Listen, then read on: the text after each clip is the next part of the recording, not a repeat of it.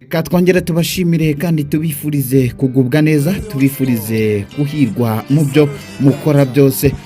Jamusikiza kandi weekend nziza kuri wowe wakanze subscribe nawe wakoze like, kanda subscribe ukande like kugira ngo tubane gatano kuri gatano live mu nzove. Kuri ubu abakinyi bakaba bamwe bamaze gusezererwa ku myitozo, abandi bamaze kugenda bahabwa amasezerano y'umwaka umwe mu ikipe ya Rayonsports. Emery Bayisenge, uyu myugariro uherutse gutandukana n'ikipe ya Gasogi United, dore ko kuri ubu ari umukinyi w'ikipe ya Rayonsports bidasubirwaho. Undi wamaze kuba agenda ahabwa amasezerano mashyashya mu ikipe ya Rayonsports akaba ari Olivier Niyonzima Sefu bakunda kwita Kambana Roho, umwarabu wakoraga imyitozo mu ikipe ya Rayonsports. Uyu nguyu akaba ari Rayani, akaba yamaze kuba yerekezwa imiryango imusubiza iwabo mu Barabu. Uyu mugabo umaze igihe kinini kigera ku byumweru bitatu mu ikipe ya Rayonsports akora imyitozo. Uyu Michel akaba yamaze kuba agenda ahinyurwa n'ikipe ya Rayonsports ko adashoboye. Uyu mugabo rero akaba yamaze kuba yerekeza ikipe ya Rayonsports. Perezida Twakire amaze kuba acayura, dore ko kuri ubu hari umukino ugiye guhuza ikipe ya Rayonsports ndetse na Miro Place uri busige abandi bakinnyi batatu basezerewe. Amatora akomeje kugenda yitabirwa muri Ferwafa ndetse n'abagomba kugenda batanga kandidatire zabo bakomeje kugenda bamera neza. Tubitege amaherezo ni Ferwafa yagiye igaragaramo imiyoborere itari myiza, gushwana kwa hato na hato ndetse n'ubusumbane bw'amaekipe, ariko twizere ko bigiye gukosoka. Ikipe ya Rayonsports niho twibereye Murera isaro ry'Inyanza. Isaha y'isa 3 za mu gitondo nibwo abakobwa ba Rayonsports bakoraga imyitozo bari kumwe n'umutoza wayo Rwaka Claude, ari nako bakiraga abakinyi bashyashya barimo Regine waturutse mu ikipe ya APRFC ndetse n'uyu mukobwa Josiane guturuka muri Kamonyi Women Football Club. Aba bakobwa bakaba bakoze imyitozo ku nshuro yabo ya mbere. Uri umukunzi wa Rayonsports by'ukuri kanda subscribe ukande like, ubundi tugende tubana gatano kuri gatano. Ubururu bwacu agaciro kacu, ukande akanyenyeri 182 akanyenyeri 8 akanyenyeri 1 akanyenyeri 02 ibihumbi 8, ubundi utange inkunga muri Murera yawe isaro ry'Inyanza. Niba kandi ukoresha simukadi ya Airtel na Tigo naho Murera ntago yakwibagiwe, ni kode inkiyo kuri MTN nkuko bisanzwe, ndi ugahita ushyiraho kode ya 55 30 iyo ni Murera. Amazina usangaho ni Rayonsports. Dukomeza n'amakuru menshi mu ikipe ya Rayonsports. Kuri ubu murare ni yose ku bakinyi ndetse n'abatoza. Emery Bayisenge wongeye kugaruka mu ikipe ya Rayonsports, aho ikipe ikomeje kugenda isinyisha abakinyi beza b'abanyarwanda ku ruhando mpuzamahanga. Uyu myugariro akaba agiye gufasha ikipe ya Rayonsports mu marushanwa nyafurika ndetse no kwitegura Super Coupe n'iyi mikino y'igikombe cya shampiyona ndetse n'igikombe cy'amahoro. Rayonsports ikomeje kugenda yubaka ikipe izasohoka mu mikino ya CAF Confederation kandi igomba kugenda ihatana. Afahami ya Rotifi agira ati natoje Mukura ihemba ibihumbi 100, ariko natsinze izi kipe ari APRFC ndetse na Rayonsports.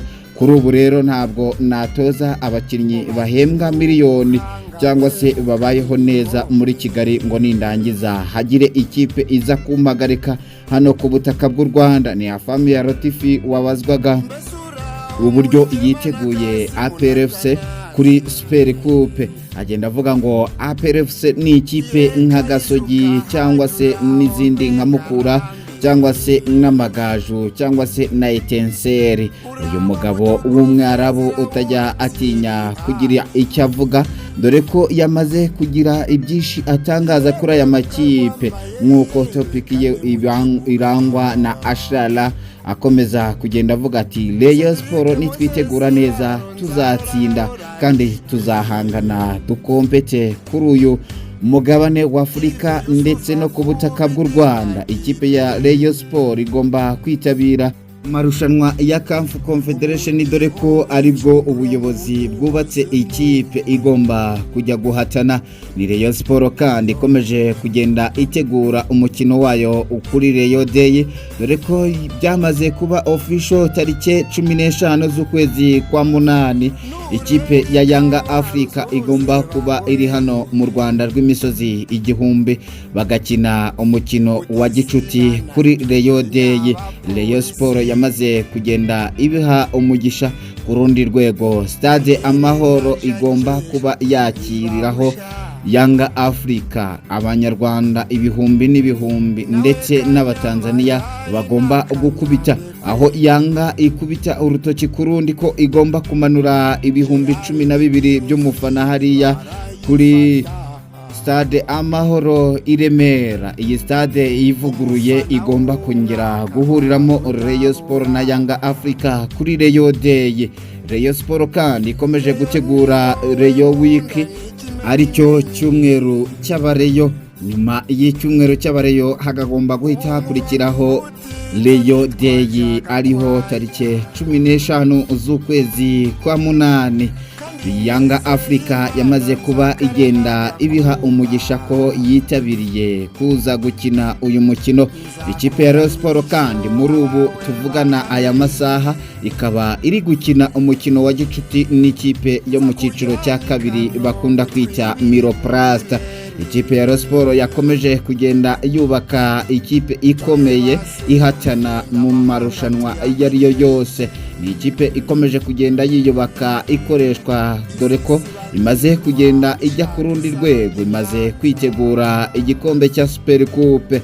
Ni Super Coupe igomba kuza ku itariki 2 z'ukwezi kwa 9 hano mu Rwanda rw'imisozi igihumbi.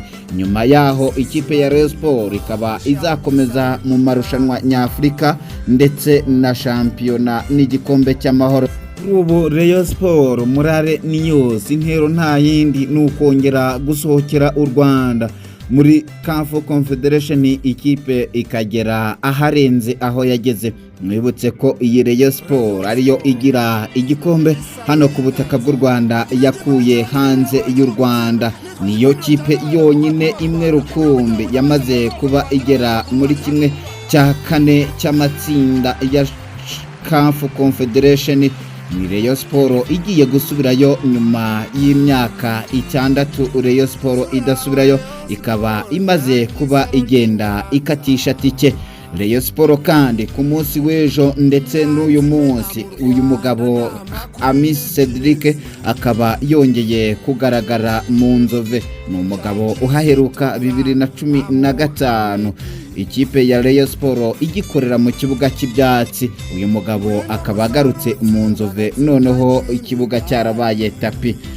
Reka tubashimire kandi tubifurize kugubwa neza, tubifurize amahoro y'Imana, tubifurize weekend nziza. Mwebwe mwabanye natwe, mwe mwakanze subscribe, namwe mudahwema kutwereka ko mudukurikira muri abantu bagaciro kandi nimwe dukorera. Kandi like ungandire subscribe kugira ngo tujye tubana gatanu kuri